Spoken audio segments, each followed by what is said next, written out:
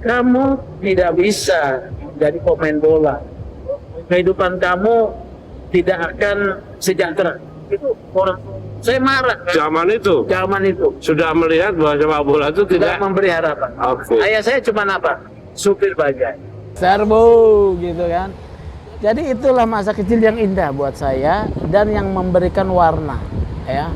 Bahwa untuk bisa berhasil harus berjuang. Tidak semuanya beruntung. Yang beruntung hanya beberapa orang. Dia diinjak-injak. Oke. Akhirnya apa?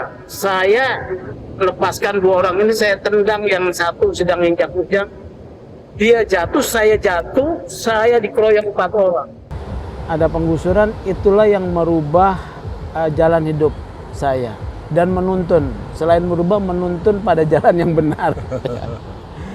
Jadi ketika digusur itu, ya, jadi kami ini kan korban gusuran. Udah miskin, korban gusuran. Almarhum Bang Neta meninggal, saya juga sedang COVID. Saya diberikan kesempatan hidup kedua. Ya, langsung ditodong. Ya.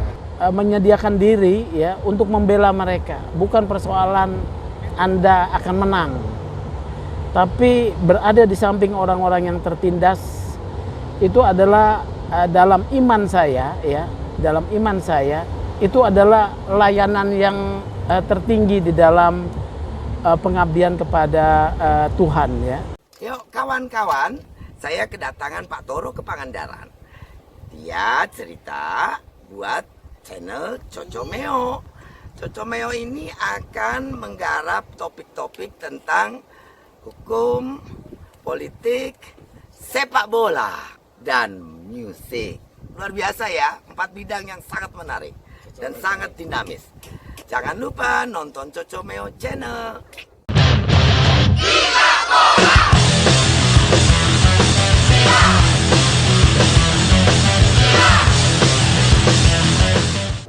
Bravo, Cocomeo Channel. Sore ini saya menculik orang terpenting di Indonesia Police World. Banyak orang bertanya-tanya, siapa Sugeng Teguh Santoso ini? Selamat sore, Mas. Selamat sore Mbak Coco. Woi, sudah ada 10 tahun kita tidak jumpa dalam mimpi. Jadi banyak orang bertanya-tanya, kalau lembaga Kompolnas sejarahnya banyak, di bedah di Google ada sejarah Komnas HAM, ketika kasus Sambo, semuanya dibedah, sejarahnya ada. Hanya satu-satunya lembaga IPW yang paling cerewet untuk mengkritisi lembaga polisi di Indonesia, itu sore ini saya mau coba ngulik sebetulnya siapa gerangan orang gelap ini, ya kan? Mas, coba cerita Mas. Ya, coba Mas cerita Mas. Sejarahnya sejak dari kecil nih Mas, sampai kok begitu berani, lantang dan konsisten untuk menghajar lembaga polisi yang brengsek ini Mas. Kok ditanya dari kecil ya? Ya dari kecil dong. Jadi kalau ditanya dari kecil nih, jadi saya terhentak loh Mbak Coco ya. Ya gimana? Karena terhentaknya begini. Tidak ada orang yang bertanya tentang masa kecil gitu ya. Orang tahu kan tentang rekam jejak ketika sudah berprofesi. Ya. Justru Mbak Coco nanya nih soal saya dari kecil. Justru sebetulnya penting. Ya, sangat penting. Jadi masa kecil saya itu sebetulnya kalau dipikir itu menjadi basic sebagai pengalaman spiritual saya menjadi seperti sekarang. Gitu ya. Iya, ya. Sampai begitu vokal tapi konsisten dan siap menghadapi apapun lawan yang berberat. Ya. Karena pengalaman spiritual. Jadi masa kecil saya itu buat saya pengalaman spiritual. Karena begini. Itu dasar sampai terbentuknya Karakter. kan? Iya, karakter ya. Kan saya tinggal di ghetto. Pantu. Ghetto itu perkampungan tepat di Jakarta nih, tahun 67, saya waktu itu usia 11 bulan ya, yang saya ceritakan orang tua saya. Saya datang ke tempat itu, bapak saya sudah ada di ghetto itu di atas kuburan hidup sebagai gelandangan. gila. Ya, jadi sebagai gelandangan. Saya datang umur 11 bulan belum tahu apa-apa. Saya baru Sampai menyadari. lahirnya dari mana nih? Semarang. Semarang, oke. Ya saya kan orang Semarang. Sama saya dong. Oh sama ya, tos. Semarang tuh katanya kenceng gertaknya, Iya, ya iya, kan? iya, betul. Mungkin juga ada latar belakang, ya. Ya. Jadi gertakannya kenceng, ya. Oke. Jadi saya baru menyadari saya itu setelah memahami itu sebagai keto tuh ketika udah mulai umur 5 tahun, Oke. ya. Udah paham lah. Jadi yang disebut keto itu ada dua saja, keluar dari sana berhasil hidup normal, atau kemudian berada dalam lingkaran kemiskinan Turun temurun. turun-temurun dan menjadi orang-orang yang ini outlaw ya di luar hukum. Bayangkan Mas, Mbak Coco, ketika saya mulai menapaki profesi advokat, saya ketemu dua teman saya Dari gorong-gorong dari itu. gorong-gorong itu, ya. Di kuburan itu juga. Iya, besar di kuburan itu. Yang satu bandar judi ditahan di Salemba, ya. Yang satu perampok ketemu di LP Cipinang. Itu kalau tadi disebut apa Geto? ya? Geto. Geto itu kan- berarti di kawasan Pangeran Jayakarta sana loh, Benar. Jakarta Barat ya. Jadi waktu itu menurut cerita bapak saya, ya, Ali Sadikin tuh waktu itu membersihkan Jakarta dari gelandangan. Oke. Yang penting tidak ada gelandangan di jalan-jalan, Oke. disapu oleh dia, ditampung di apa tuh di wilayah-wilayah yang tertutup, tidak tampak dari luar, yaitu di kuburan. Ini Mangga Dua nih. Iya, iya, iya. Jadi ditampung di situ. Kamu boleh tidur, pulang kerja, narik beca, menjadi pemulung. Pemulung apa? Kalau malam tidak boleh tidur di jalanan, tidur di di atas kuburan. Jadi masing-masing membuat gubuknya, ya, bayangkan. Nah, bapak saya katanya waktu kami datang itu bawa beca, narik beca, ya. Singkat cerita. Artinya berarti bapaknya sampean itu nggak ada KTP juga dong? Enggak. Kalau ada KTP bisa ceritanya lain. Iya, iya, iya, iya. Jadi bapak saya tidak ada KTP-nya, ya. Orang situ orang nobody, ya, bukan siapa-siapa. Jadi di sana bisa bertahan hidup dan untuk survive dari tahun 67 itu satu keajaiban buat saya. Ya. Berapa anak waktu itu kakak adik? Saya kalau nggak salah berempat, ya karena yang satu ikut di sana. Bayangkan, karena tidak punya KTP, kami tidak bisa sekolah di luar. Kan ada SD Impres maupun SD swasta, kan selalu orang tua ditanya KTP. Iya, iya. Ayah saya nggak punya KTP. Ya. Caranya bagaimana? Sementara anak-anaknya harus bisa belajar membaca dan berhitung. Ayah saya ngajarin sendiri di rumah. Buset. Membaca, berhitung kakak-kakak saya. Dan dari belajar membaca berhitung itu, tetangga-tetangga pada datang minta juga belajar yang buta huruf, kan gelandangan nih. Betul, Ya semuanya kan? gelandangan. Gelandangan, pekerja informal, copet, rampok, ya. Semua lah ya. Kumpul di situ, anak-anaknya perlu sekolah, jadi ayah saya ngajarin sampai terbentuk SD, Pak. Jadi yang namanya Artinya pemberdayaan bapak sampean dari ngajar mengajar anak sampai gorong-gorong bikin itu sekolah. sampai bikin sekolah di atas kuburan. Iya, atas Gila. swadaya sendiri, ya, atas swadaya masyarakat. Artinya pengembangan swadaya itu sudah diajarkan oleh orang tua saya sejak saya kecil.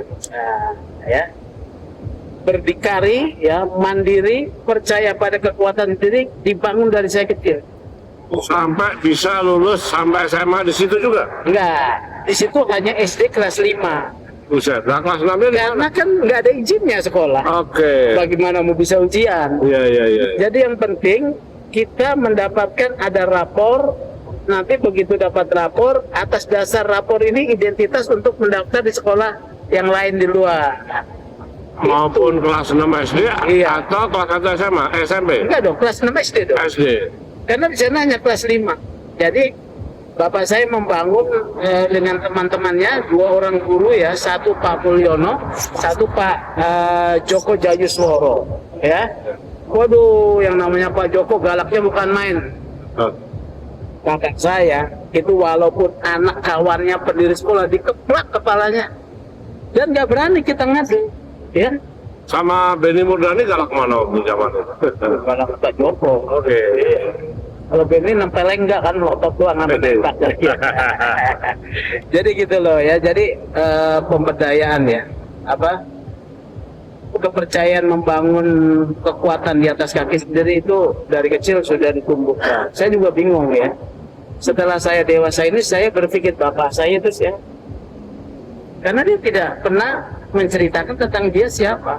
Waktu SMP Nggak pernah berpikir dong, mana bisa punya pikiran bapak enggak, saya. tapi sampai di SMP di daerah mana itu? Masih di Mangga 2. Masih di Mangga 2. SMA juga gitu. SMA masih di Mangga 2. Nah, pertanyaannya nih Iya. sekarang nih, ketika sampean bisa menjadi salah satu orang yang bisa lulus masuk di UI, Nah, itulah saya juga dari anak gorong-gorong di atas kuburan ya 12 tahun ya, itu coba sejarahnya sampai itu kuncinya keteladanan sama kedisiplinan orang tua. Saya itu sebetulnya nggak berpikir masuk perguruan tinggi, boro-boro ya. Malah saya sempat menjadi junior Warna-Agung, mau jadi pemain sepak bola. lebih saat itu sedang Oh, berpikir sedang- untuk main bola. Iya dong, Tom. Jadi ingat ya, Main bola. Sugeng pun sudah berpikir masuk klub Galatama, Klub Galatama. karena dia di depannya Warna-Agung. di depannya Di samping kampung itu kita ini ada Pangeran Jayakarta itu pabrik cat Warna-Agung. Warna-Agung. Siapa? Oke. Benny, saya kenal Benny Mulyono. Benny Mulyono. Dan Iya. saya ketemu dengan Benny Mulyono. Nah, waktu Ya. dites tuh, waktu masuk Warna-Agung Dari gimana? kampung itu cuma 2. Oke. Satu teman saya ganda dan satu saya. Oke, dua-duanya nggak diterima. Wih, ganda diterima terus. Oke. Saya juga diterima. Nama panjangnya siapa Ganda? Suganda. Oh, Suganda. Oke. Nggak tahu, Leo Ganda itu bagus mainnya. Lebih bagus dari saya. Itu tahun berapa? Saya waktu itu kalau nggak salah kelas 6 SD ya. Mau masuk ke SD satu SMP lah. 74, 75 ya? Kan saya masuk 72 SD ya. 79 lah. Oh, 79. Waktu Galatama lagi lahir. Iya. Jadi saya melihat Risdianto ya. Terusnya back yang tinggi itu orang Kerawang tuh. Wartaku semua. Warta Kusuma, Rulinere. Saya bisa ceritakan nih, ya. Saya bisa ceritakan nih, ya. Nah, tetapi orang tua saya punya visinya di luar juga. Kamu tidak bisa jadi pemain bola. Kehidupan kamu tidak akan sejahtera. Itu orang tua. Saya marah kan? Zaman itu Zaman itu sudah melihat bahwa sepak bola itu tidak tidak memberi harapan. Oke. Ayah saya cuma apa? Supir bajai. meningkat ya, habis Iya, dari beca. pemulung, beca, Beca, habis supir itu bajai. Ya. Sekarang saya sedang berpikir ayah saya ini siapa? Gak ketemu sampai sekarang. Sampai hari ini. Gak ketemu. Maksudnya apa dia sebelum kehidupannya menggelandang itu? Iya, iya. Dari ibu juga nggak ada yang cerita. Gak ada. Ibu pun juga nggak pernah tahu atau pura-pura tahu atau sudah tahu lah ya. Tapi tidak pernah menceritakan ke anak-anaknya. Jadi masa kecil kami ya masih berbuang ya. Pak Jojo bayang saya untuk bisa makan buah ya, buah bagus. Saya itu harus jalan dari kampung saya menuju Gelodok Pancoran. Oke, Ya, tahu. Tempat jual-jual buahnya iya, di- kira-kira di dari pinggir sana jalan. ke sana itu 12 kilo ya. 12 kilo ya, jalan kaki bolak-balik 24 kilo ya.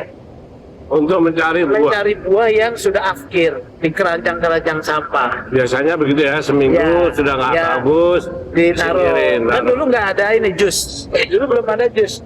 Begitu buah ini sudah hitam nggak laku. Kami ambil tuh di situ ada kampung. Nggak ada ribut di sana. Tidak rebut.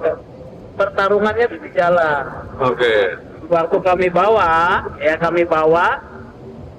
Ini satu kejadian ya. Saya Ujang Topong selamat. Ya. Ujang Topong paling kecil, selamat tinggi. Saya ya sedang lah. Oke. Kami pulang dari Gelodok Pancoran bawa keranjang buah hasil buru-buruan kami. Yang menjelang Iya, iya, menjelang tusuk. Untuk kami bawa ke kuburan namanya kuburan Mangkok. Ya. Untuk kita bagi sama teman-teman di kuburan makan bareng gitu. Di tengah jalan di daerah PT Singkian yang tempat Tempat latihannya UMS. atau UMS, ya kan? Endang Witarsa. Endang Witarsa, oke. Ya. Di sana kami dirampok oleh 6 orang juga anak-anak seperti kami. Sama-sama anak-anak gorong-gorong. Gorong-gorong. Untuk bisa itu kami menghindarkan, tapi kami dikejar karena Ujang Topong itu paling kecil. Oke. Nah ini untuk mempertahankan hasil yang kami miliki, kami harus berkelahi. 1 lawan 2, 1 lawan 2. Bayang. Jadi dari kecil soal pertarungan Sudah terlatih. terlatih kalau sekarang ini. nggak Jadi ada ketika apa-apa. sekarang menjadi target Iya. para pegundal-pegundal Pegundal, penyalahguna kekuasaan. itu Enggak deh, saya bilang kalian bukan apa-apa. Ya. Kalian tuh hanya penjahat berkedok di balik kuasa. Ya. Saya sudah bertarung di jalanan dari kecil. oke. Jadi saya bertarung 1 lawan 2. Ya, kita sih terpojok. Yang saya kasihan Ujang Topong. Dia diinjak-injak. Oke. Akhirnya apa? Saya lepaskan 2 orang ini, saya tendang yang satu sedang injak Ujang. Dia jatuh, saya dikeroyok 4 orang. Diinjak-injak dalam got. Bayangkan. Hasilnya saat itu cedera. Oh cedera. Kalau tidak ada namanya tukang cincau, Oke. yang dipikul cincau itu, yang jualan daun cincau yang apa tuh yang Tahu. itu loh, apa tuh kayak agar-agar hijau, Agar-agar yang hijau ya, Hijau-hijau. yang dia pakai tong kayu, dia lewat, dipukulin lah anak yang sedang royokin saya, hancur badan saya. Saya tahan, kalau saya begini mati. Oke. Ya, itu lumpur ya, air lumpur, dan saya harus tahan begini. Ini diinjak ya, ini luka, baju sobek-sobek. Ya.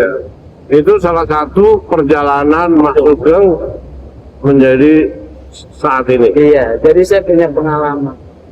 Untuk bisa kita punya uang, saya harus juga dulu kan ada layangan ya. Layangan. Layangan putus itu harus saya kejar. 1 hari saya harus dapat 5. Kenapa itu? Ya untuk saya dapat uang jajan. Oke, dijual waktu itu berapa perak? Kalau dapat Ya, satu, mungkin 5 perak ya. 5 perak ya? Iya, iya. Ya, 5 perak mungkin 5 perak 2 itu 5 perak ya. Jadi saya untuk mendapatkan uang karena kami nggak punya uang, nggak punya. Terus saya tahu nggak kenapa saya itu kalau makan bisa makan banyak? Ini ada rahasianya. Apa? Jadi kami ini kalau ketemu makan harus makan banyak Alasannya karena nanti di waktu yang kedepannya belum tentu ada makanan. belum tentu dapat makanan. Bayangkan. Jadi hari itu banyak. Ya kalau ada Besok makan kita makan. bentar lagi deh. Besok Iya. urusan lain, Iya. hari Iya. esok ya. Betul. Coba bayangkan ya. Saya pernah makan sabun. Buset. Jadi saking kelaparannya, kami anak-anak kecil sedang main perang-perangan di kuburan, guling-guling lapang. Mau pulang kan juga nggak ada makanan. Saya lihat, saya kira itu ubi rebus jatuh di kuburan. Saya makan sabun batang. Dahsyat. Dahsyat ya. Jadi Apalagi yang membentuk sampai ini sampai seperti itu? iya, kemudian ya setelah mulai beranjak mengerti cari uang kelas 4 SD, kalau enggak kelas 3 SD saya jualan es mampu ya. Mengambil di, saya masih ingat tuh. Zaman dulu es krim lah. Enggak, es mambo yang dulu. Ya diputar itu. Iya, digojak-gojak ini. Tapi ini ada orang Tionghoa ya, namanya Cieng itu. Dia itu memberi kesempatan kami anak kampung untuk bisa punya penghasilan, dan dia percaya anak kampung yang dia tidak kenal. Makanya saya itu anti diskriminasi. Karena dari saat itu kecil saya melihat seorang Tionghoa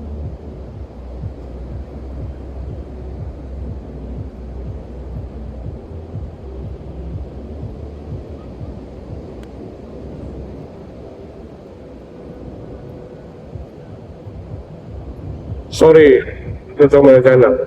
Ini cerita yang dramatis. Jadi tetap harus dilanjutkan. Oke Mas. Ya. Jadi saya ini bela minoritas.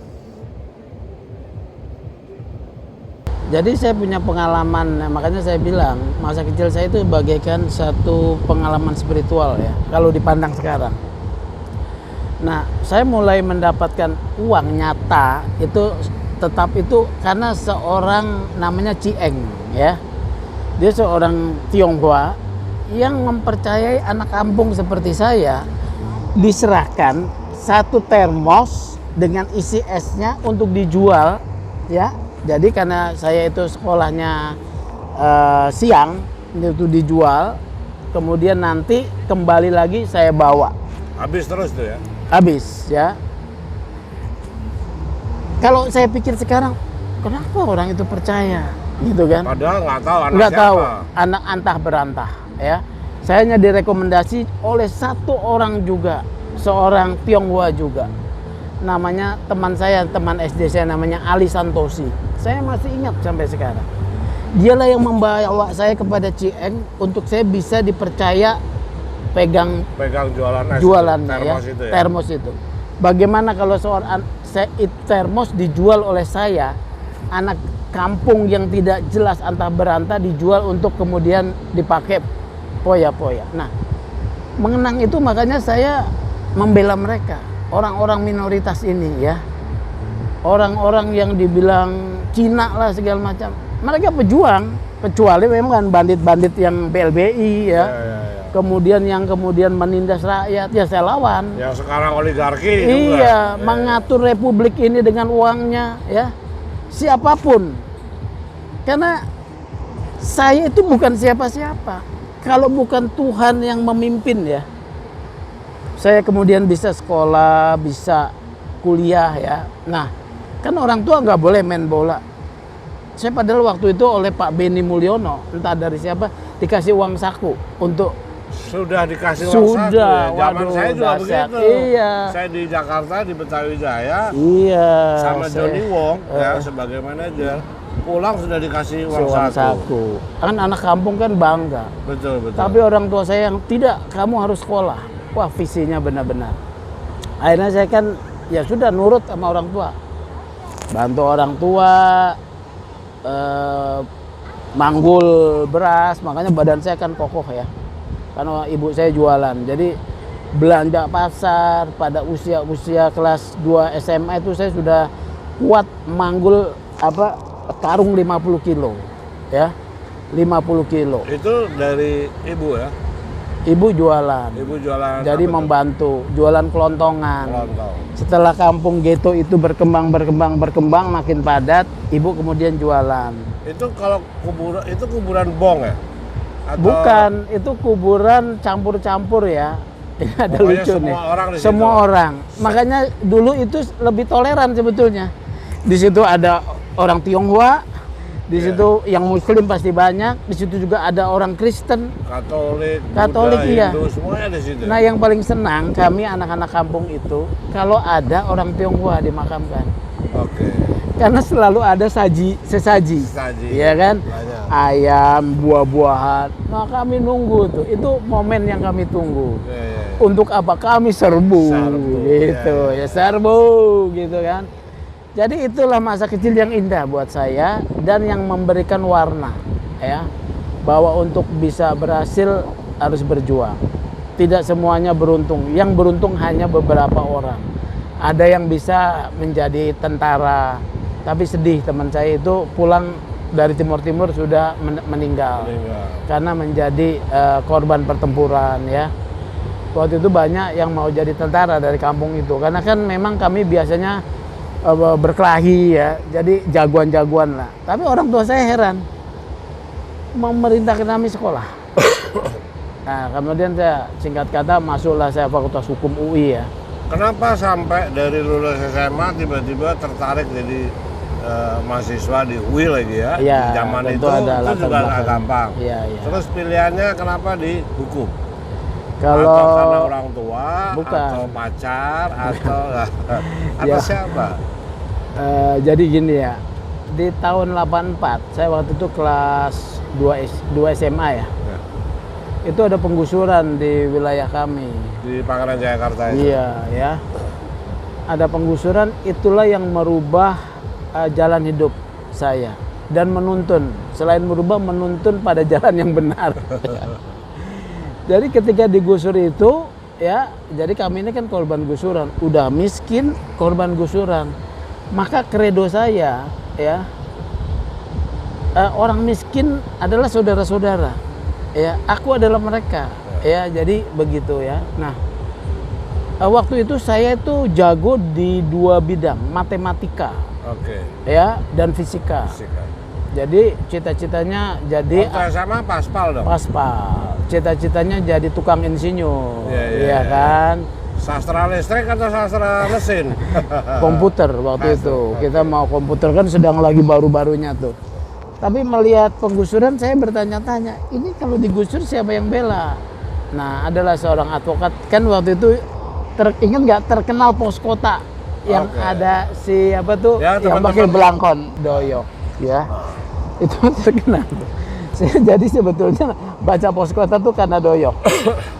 Tapi pada satu saat membaca, kami sedang berproses panjang mau digusur, katanya digusur buat kepentingan umum, yang ternyata digusur untuk dibuat ruko-ruko, ya. Nah, waktu itu ada seorang pengacara muncul, namanya Sunarto Surodibroto. Ini pengacara Ikadin ini. Oh, ini pengacara nih yang membela orang-orang tertindas. Nah, itu menginspirasi saya. Itu bagian dari perjalanan inspirasi. Jadi saya mau jadi tukang insinyur, belok kanan jadi tukang undang-undang. Bagaimana jadi pengacara? Jadi puji Tuhan, saya bisa lulus di UI. Padahal tepat waktu. Enggak masuk UI kan? Iya, tepat waktu dong. Enggak juga, Bos. Enggak juga. Saya kuliah 6 kan, tahun. Zaman itu tepat waktu kan 4 tahun. Ya. Kenapa saya kuliah 6 tahun? Saya sudah mata kuliah sudah selesai 3,5 tahun. Kalau saya disiplin ya. Kumlot lah ya, harusnya kumlot ya. 4 tahun selesai. Tapi saya nggak berpikir begitu. Saya berpikir saya mau jadi apa nih. Padahal sudah di jurusan itu udah tinggal mau Iya, selesai. pengacara. Itu aja belum tahu mau belum jadi tahu. apa. Ayah saya kan masih narik baja. Saya jadi apa? Kalau saya kan udah menegaskan diri jadi pengacara. Akhirnya saya di tahun ketiga, ketika teman-teman masih dengan romantisme, ngobrol-ngobrol, berdiskusi pakai jaket kuning, saya sudah mencari tempat untuk praktek hukum. LBH. LBH ya. Jadi saya masuk itu LBH. ladang pertama untuk menguji ilmunya ya. Ilmu dan juga apa namanya tuh pengaduan-pengaduan yang saat itu terjadi di LBH. Yang saya diinspirasi untuk membela orang-orang miskin ya, kan. Karena di LBH kan zaman nah, di LBH itulah tempat pengaduan yang paling luar biasa. Saya kan masuk 85 ya. Iya, 88 saya udah 89 lah saya sudah magang. Jadi saya belajar di sana, makin ditempa keberpihakan, belajar. Akhirnya dari sana saya sudah memantapkan diri, saya harus menjadi advokat. Bukan, jangan salah. Saya harus punya kekuatan ekonomi, ya. Terus bersamaan itu saya harus membela orang-orang miskin. Ternyata pikiran saya benar. Saya tidak mau larut dengan romantisme aktivis. Saya harus menempa profesionalisme saya untuk saya bisa mendapatkan penghasilan dari profesi. Dengan pendapatan penghasilan dari profesi saya bisa membantu orang miskin. Makanya ya bukannya mau menyatakan jumawa. Ketika teman-teman itu masih dengan romantisme perjuangan, saya sudah membangun basis ekonomi saya. Itu salah satu. Iya. Yang itu juga nggak ada sekolahnya tuh. Nggak ada. Itu visi. Ya. Itu adalah visi. Itu adalah yang harus ditanamkan oleh diri sendiri. Nggak ada contohnya. Nggak ada contohnya. Tapi kita berkaca pada pengalaman. Dari sejak kecil. Dari kecil. Keluarga kami miskin. Tukang beca, pemulung, orang tuanya, ya kan. Terusnya tetangga-tetangga kami di jalan ya untuk mempertahankan buah. buah yang kami dapat. Dan saya hanya melihat teman-teman saya jadi supir, mati overdosis, ya. Waktu itu sudah ada, ya. Kemudian berkelahi bacok-bacokan mati, ya. Jadi penjaga parkir, ya. Yang perempuan terlibat prostitusi. Bayangkan. Jadi waktu saya bisa dari sana saya merenungkan betapa Tuhan itu dahsyat. Ya.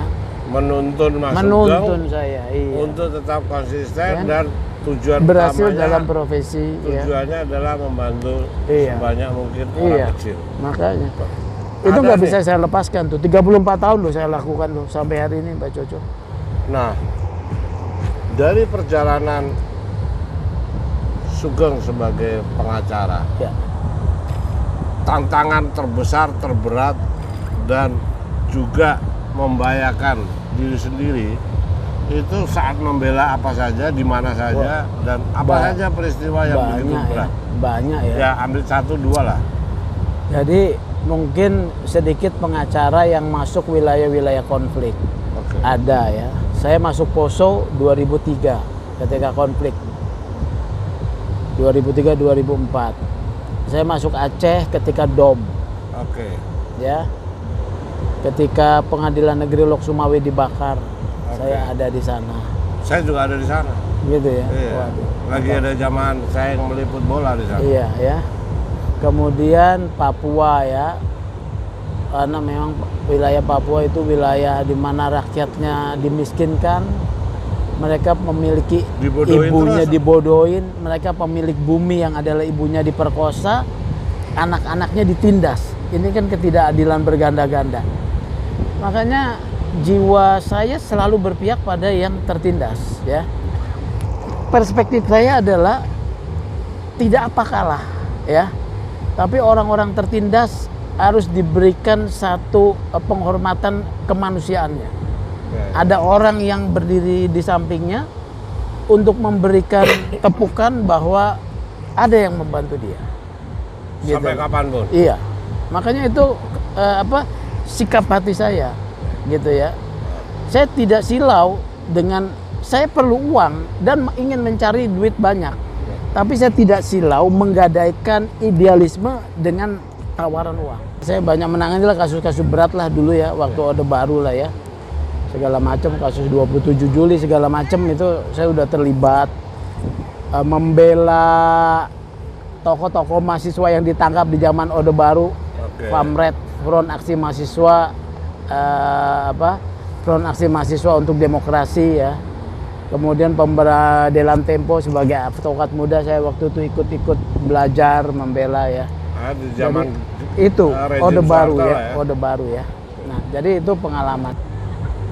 Perjalanan Anda ini kan sejak dari sebagai pengacara tiba-tiba tertarik gabung sama Indonesia Police Watch nih.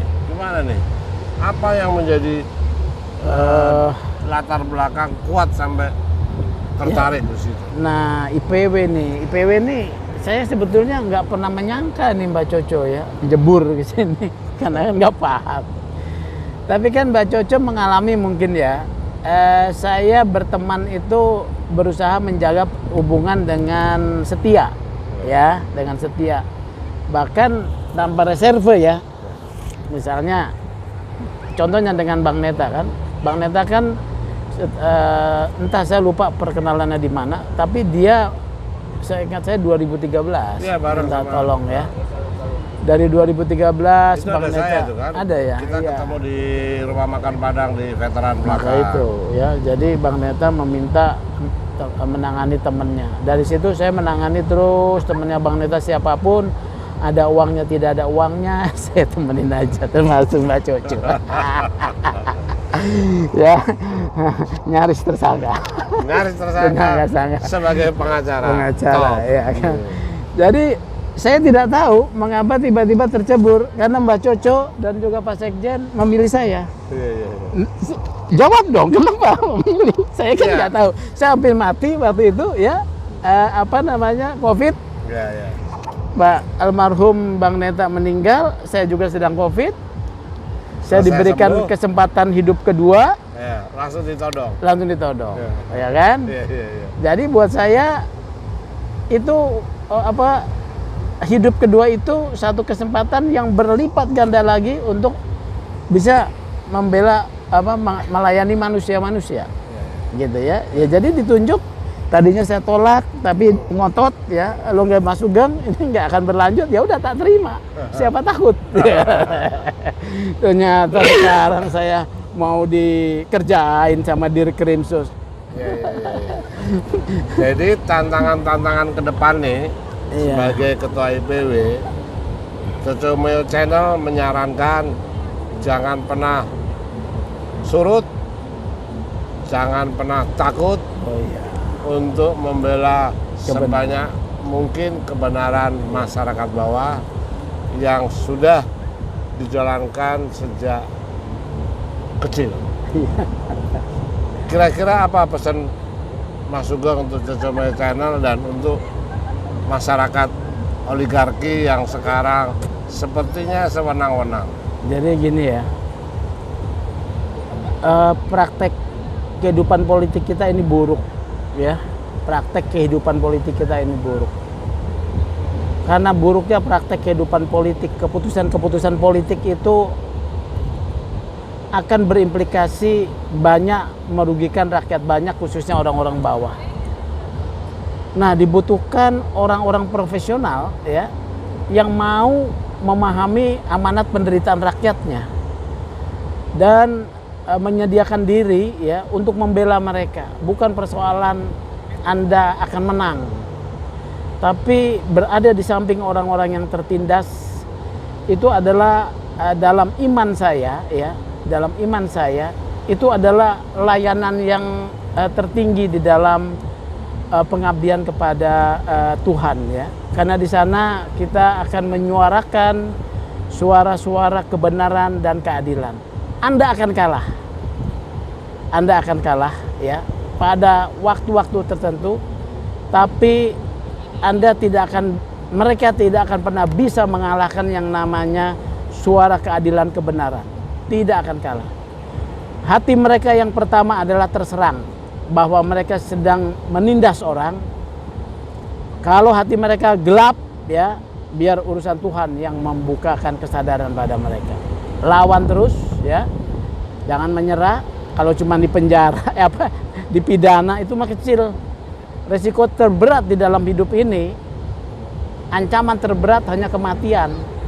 Itu aja. Dan hilang jasadnya ya, Iya. di beton gitu ya. Iya, itu aja. Anda meninggalkan legasi apa setelah itu? Ya, Soeharto sedang diperjuangkan nama baiknya, nggak ngangkat juga, ya. Tapi mungkin Buya Sa'afi Ma'arif, ya, Gus Dur, dia meninggalkan legasi. Saya mungkin hanya orang biasa. Tapi saya mau belajar dari mereka-mereka yang meninggalkan legasi kemanusiaan.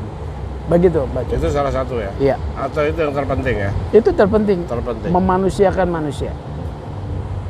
Cocomeo Channel beruntung bisa membedah sejak kecil sosok Ketua IPW Indonesian Police Watch yang dulunya nyaris bermain untuk Warna Agung Galatama.